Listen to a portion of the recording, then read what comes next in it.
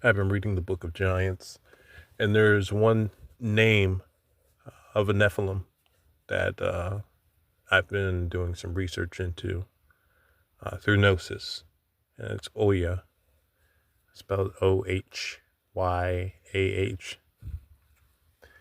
Um, I've been able to find correspondences that help me to connect with this particular Nephilim. And what I've found was interesting. A lot of times the stories focus on the Nephilim as being monsters, drinking blood, eating people, fighting with themselves, causing a lot of havoc. But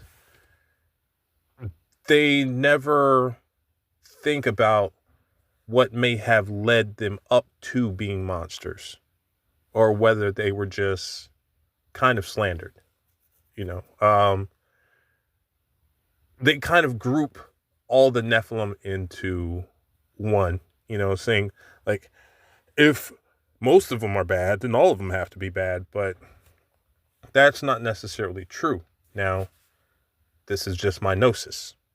Okay. I may be seeing the story of a Nephilim from one aspect or one angle. I'm just going to put that there.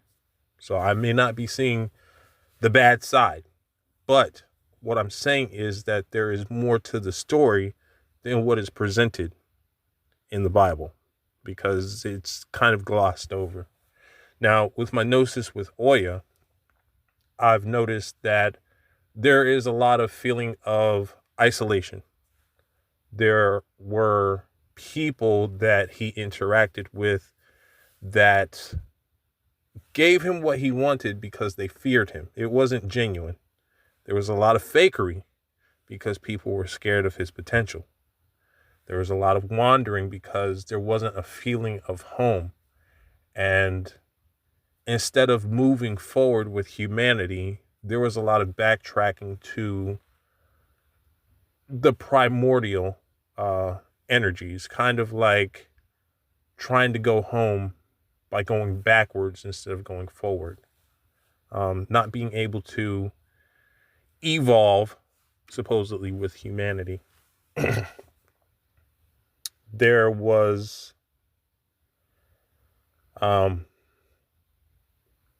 just a kind of feeling of being out of sync with the rest of the world.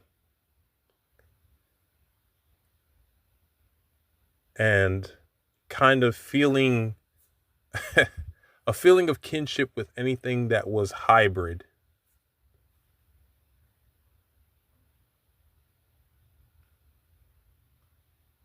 So, there is like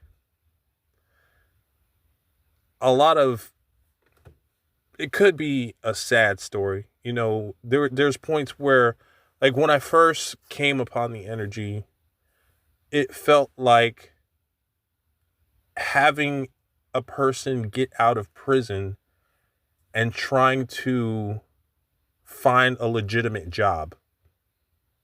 That was kind of how he felt. If that makes any sense. It's like you're trying to do something right, but you never can because people are looking at you with the side eye. And there were times when, I guess through the vision, through the symbolism, it felt like he wanted to destroy what he was by different means. Perhaps even destroy himself, but just couldn't, through physical means, nor through means of magic or divine means. Just couldn't erase his identity, couldn't erase himself. And that's the story of Ohyah so far.